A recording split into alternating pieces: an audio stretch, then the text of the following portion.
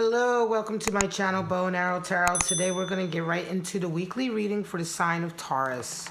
All right, you're up, Taurus. This is going to be for January 19th to the 25th. And let's get right into it. We're going to pull out your romance angel messages. Oops, cards are sticky today. And then we're going to get right into your animal spirits. And then we'll get into your spreads, all right? Any of your other readings, like your 2020 outlooks, your 2020 love outlook, they're all linked in the description, along with your January love outlook. So if you want to check those out, they're there. So let's just see, what do the romance angels have to say about your week? And then we'll carry on with the animal spirits, all right? Taurus. Here we go. We have... keep an open mind.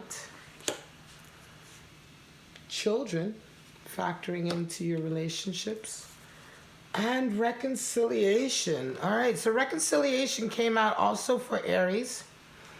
And generally, reconciliation has been coming out for a lot of the readings for the last few weeks. I think that my collective in particular, a lot of us are dealing with that, right? Dealing with mending bridges, right? And coming to an understanding, or at least attempting to, right? All right, let's pull out your animal spirits and see what they have in store for you this week. And again, just take what applies to you. We know that this reading can't possibly be for all Taurus. So just take what applies. If it doesn't apply, just let it go. It's not for you.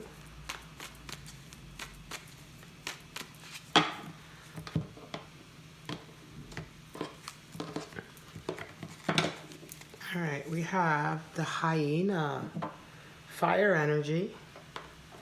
Then we have the crow, beautiful, totem for magic, air energy. And we have the snake, earth energy. Very nice indeed. Let's get right into those and then we'll pull out your forecast. Now, the hyena is an alchemical symbol for fire at the top of the cards. This is a fire elemental animal spirit. The hyena is associated with wit and sarcasm, humor, right?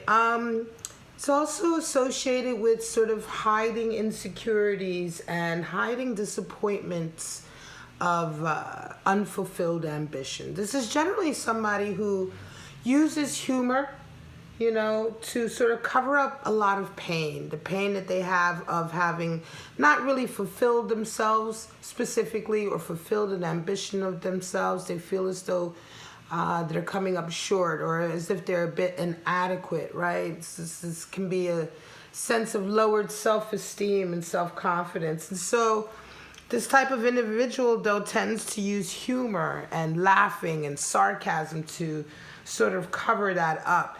A lot of times if you're around somebody who's resonating with this energy, you can feel that they're hurting. And so, you know, the humor or the joking and all of that, it's hard to watch, isn't it? Because you can tell that it's not really coming. Oftentimes you can tell that it's not coming from a really genuine place, but it's really coming from a place of hurt.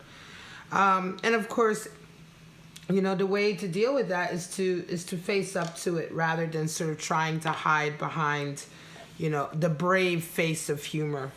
The crow is air energy, and the crow is really synonymous with magic in a lot of ways. It is a very important totem in a lot of areas of mysticism, esotericism. And really the crow just generally is a harbinger or an omen of magic coming into your life, you know, magical things beginning to happen. And when we say magic, we talk about, you know, just things coming together in a way that is divinely led, you know, a synergy that is happening. Also, it can indicate sort of your third eye opening, your senses opening up to seeing connections that are not on the surface but that are deeper. This is, you know, how we begin to sort of see magic in our everyday experiences. But in any case, crow energy comes into our lives when we are beginning to sort of understand that there's another side to life that requires a different set of senses to be aware of that, right?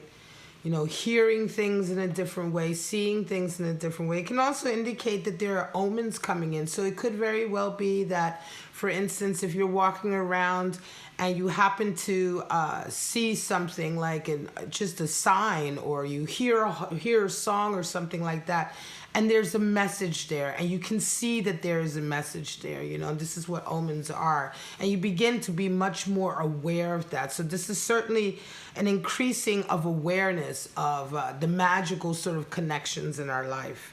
Now, the snake energy is earth energy, and the snake talks about great potential for creativity beginning to come out, right?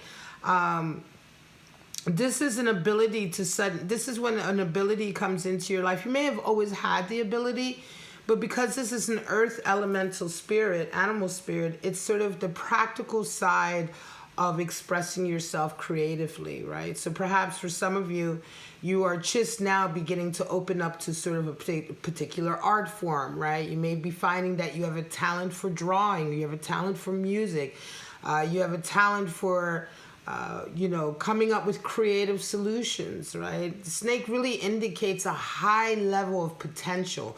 And potential, it has to be realized for it to become reality.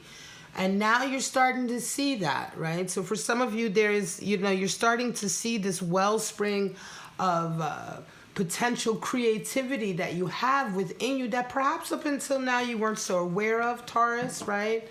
Or you thought it was there, but you really didn't think it amounted to much. Well, now, right now, with this snake energy coming in, is this feeling of really seeing how you can sort of increase this talent or increase this ability, work towards manifesting this, right? You may be finding different ways to express yourself creatively, and they're opening up new doors of opportunity for you. Right, so this is a real nice sort of understanding and awareness coming in for you about your own potential, right? Your own potential for being a creative person. All right, let's get right into it. We're going to pull out your spreads for the week. These spreads are intended to be separate outlooks. Okay, so they are not necessarily for the same Taurus. And you may indeed just resonate with one of them, or even just a portion of one of them, and that's fine. Once again, if it doesn't apply, let it fly. It's not for you. All right, Taurus, let's pull out your first spread. Ace of Pentacles, Seven of Pentacles, and Seven of Cups. 2 7s and an ace. Well, 7 is the number for dreams and aspirations. Ace of Pentacles, some of you are coming into this week. You have a great opportunity right now that you're coming into this week with, right? An opportunity has been presented to you, a new opportunity for working or for increasing your abundance, right? Manifesting material gain. That's what Ace of Pentacles is all about. Aces are all about the essence of the suit, and they are, again, all about the potential, right? So this is an opportunity coming in that has the potential for great abundance. Of course, we need to put ourselves into that, right? We need to put the work in. When we have an Ace of Pentacles, it's not necessarily like a bag of money is being dropped in your lap. But what is coming to you, or what has been presented to you, is really a golden opportunity that has potential for great, great, great rewards. You're met with a 7 of Pentacles, and it's interesting. I think that this new ace that's coming into you is something very different than what you're used to, and it's really causing you this week to reevaluate all of the work you've been putting into your career up until now. And you could be feeling a little... 7 of Pentacles is interesting because it is the card for failure in a way, but it's not that you are a failure. It's just that there's a feeling of having put your effort into a particular garden. As you can see, he's gardening, right? And now the fruit of your labor is coming in, and you're just not quite satisfied with it, right? You're kind of reevaluating what you've achieved up until now, and perhaps you're realizing it's not really what you want, or it's not up to the standard that you want. And so this new opportunity coming in this week is really allowing you to sort of review where you're at now already, reevaluate, and begin to sort of say to yourself, Is this road that I'm on now, is this garden that I've been working on so hard now, is this really what I desire? Are the rewards coming back really enough for me? I have this new opportunity coming into my life, and I think you're really taking a good hard look this week on where to move forward from here, right? You round your week up with a Seven of Cups, and that's quite interesting because Seven of Cups is generally the card for sort of delusion, right? Pie in the sky, sort of a fairy tale outlook. It's the card for excessive daydreaming, when we dream about unrealistic goals, perhaps, unrealistic achievements, right, that we think are going to make us very happy. You can see what's in those cups, some of the things, treasure or vanity, right? And so in a lot of ways, a lot of times when we pull this card, what we believe will make us happy, first of all, most of the time, it will not actually make you happy. And it's also, a lot of times, Seven of Cups is associated with a goal that just is unrealistic, right? It's just not something that is, that really has any sort of possibility of coming in the way you expect it to come in. And so I think that by the end of the week, you really need to sort of perhaps ground yourself a little bit, Taurus, right? It could be that after you reevaluate where you're at now with this new opportunity coming in, you may be feeling by the end of the week like you can do it all, right? Or you may be feeling a little bit of that, I want my cake and eat it too. That is also an unrealistic sort of goal. And so remember to ground yourself, because whatever this Ace of Pentacles involves, it's going to have to be a lot of work on your part still, right? It's not going to just magically, sort of manifest itself, right? And you know this, but I think a lot of this Seven of Cups energy, when I say that it is unrealistic, it could very well be, Taurus, that you may not be willing to let go of where you're at right now. So it's like, but you still have to make a decision, how to move forward, right? Because you have this new opportunity. So just try to stay grounded. Try to be realistic as well, Oftentimes, Seven of Cups is just being a little bit unrealistic with your timeline or with how much you can get done. Just ground yourself in the sense that if you're wanting to manifest this Ace of Pentacles and you're not happy with where you're at now, that you still have to sort of make your plan step by step, that you have to be realistic about your plan and how you're going to manifest it in your life. Judgment, Queen of Wands, Seven of Wands. Judgment has been coming out for readings for weeks now. Judgment comes into this week. You're coming in with this energy, and Judgment really is the card for reconciliation, right? It's a feeling of, and this card came out also for Aries. It's a feeling of beginning to see certain events and situations from more than just your own point of view, beginning to release, your own critical sort of judgments on yourself and on others. Empathy begins to come in, understanding begins to come in, and oftentimes it also sort of paves the way for us to begin to want to reconcile or mend bridges with people, or go back to talking to someone and reviewing an event and reviewing it now with that sort of hindsight of, well, perhaps I was being, too harsh, or perhaps, we were both being too harsh. Whatever the case may be, there is a feeling of understanding coming in and a desire to sort of reconcile with someone. You're met with the Queen of Wands energy this week. So you're coming in with this feeling of wanting to sort of mend some bridges, and you're met with Queen of Wands. And that's quite interesting, because I wonder if I almost feel like the person you're wanting to reconcile with is represented as this Queen of Wands. They're coming in with this energy, and it could be someone very close to you, perhaps, but someone who is maybe a little bit older, perhaps a family relative or a friend. But this person is someone who's very strong, very, very wise. It could very well be that the falling out you had with this individual came because they may have been trying to teach you something that at the time you were unwilling to listen to. Now that you are sort of looking back and beginning to understand the situation, as I've said, with this energy, I think that you're seeing that what they ultimately wanted for you was good and for your betterment. Right. And so the person you're trying, you're wanting to sort of go back and reconcile with and sort of mend that relationship a little bit. I think that was the nature of it, right? The nature of perhaps why there was a split or an argument or what have you to begin with, right? And you round your week off with a 7 of Wands, which is a real feeling of being much more creative in terms of coming up with your solutions.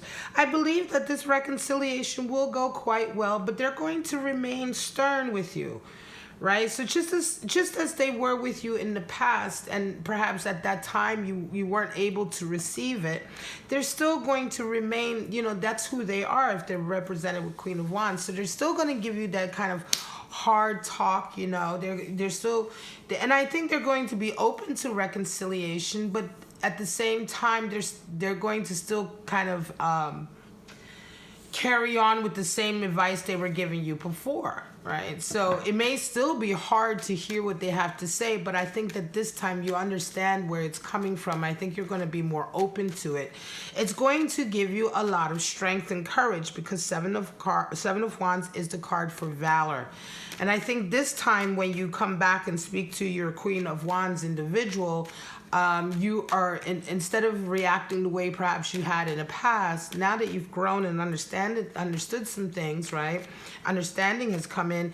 It's going to infuse you with a sense of courage this time. You're going to take those wise words from this person and really sort of integrate them and use them for your own betterment, because Seven of Wands talks about being very, very courageous in the face of a lot of obstacles. And I think this time the conversation is going to sort of arm you with everything that you need to face these obstacles. It's going to be very good, and ultimately you're going to come out much stronger for it. Hermit energy, Empress energy, and Three of Wands. This is your last spread. Now, for some of you, you are coming into the week with Hermit energy in the sense that, yes, indeed, you've been walking a very solitary path, for quite some time. You've been working on yourself spiritually, getting to know yourself. Getting in touch with who you are. And you continue this sort of energy when you come into the week. For some of you, this may be a new energy as well, right? You may have just recently decided, that it's time to sort of pull away from everyone and all of the outside influences and really get back to who you are. You met with Empress energy this week, which is interesting in the sense that I think that you also, as a result of this sort of alone time and alone space that you've been in, solitary space and deep thought, meditation in a lot of ways, you've realized that you're wanting to sort of take care of yourself. You're realizing that because Empress energy is all about self-nurturing, remaining sort of fertile for creative expression, taking care of your mind, taking care of your body, taking care of your environment, making sure that your environment is conducive for your growth, right? The Empress is the divine feminine. And, this is for anyone, male or female. My readings are not gender specific or orientation specific. Everyone, even men and women both, have this sort of energy within us. And we all need to take care of ourselves and sort of nurture ourselves so that we can be the most refined that we can be, the most refined version of ourselves that we can be. And this is an understanding, I think, that's coming into you this week as a result of having been on your own for some time and perhaps pulling away from others. It could be that you've been dealing with other people and putting your energy out into the world for quite some time, and during that period, maybe you were coming last, right? Your own nurturing was always perhaps coming last. And you weren't really using enough of that energy for yourself. Well, this is an understanding that you're coming to this week, right? you've been working towards. You round your week off with a 3 of Wands, which is a feeling of being forced to sort of stand still in a way.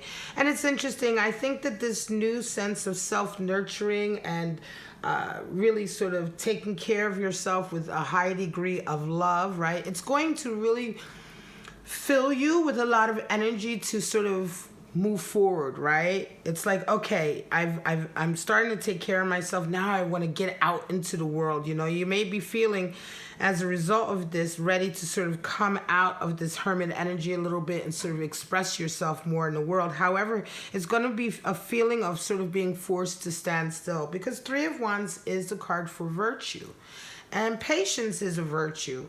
And so with 3 of Wands, usually there is a feeling of life, or sort of the spirit, right? What have you, fate, as it were, forcing us to stand still for a moment. So although you may be raring to go with this new sense of confidence and power that you have with the Empress, there still needs, you know, you still need to sort of, it seems like you still may need to wait and for something else to come in. Oftentimes, 3 of Wands is a timing card, in the sense that something else, a person, an event, and an understanding, an awareness about something, whatever the case may be, right now, it needs to come into you, right? You need to sort of slow down, and your life needs to wait, essentially, right? To allow time for this to come into you so that you can move forward the best way possible. And so oftentimes, like I said, it does feel kind of like, damn it, I wish I could just keep going, but I can't right now. I have to wait for this or something else. You know, there'll be sort of circumstances that come in to kind of force you to pause. But take a moment to take a look at the lay of the land, right? This is also a time to really look at your sort of, you know, the potential that's out there, you know, the options that you have, and really be patient with making the next move so that you can really take the best step that you're supposed to be taking along your journey. All right, Taurus, this is your reading, January 19th to the 25th. I hope you do enjoy it. If you did, please like, subscribe, and share. All of that really helps my channel to grow and helps me to continue to give you these videos. Don't forget to check out the links in the description to your other videos. If you want to get a private reading, you can follow the link at the top of your screen. But right now, Taurus, have a wonderful, wonderful week, and I shall see you next week. Bye-bye now.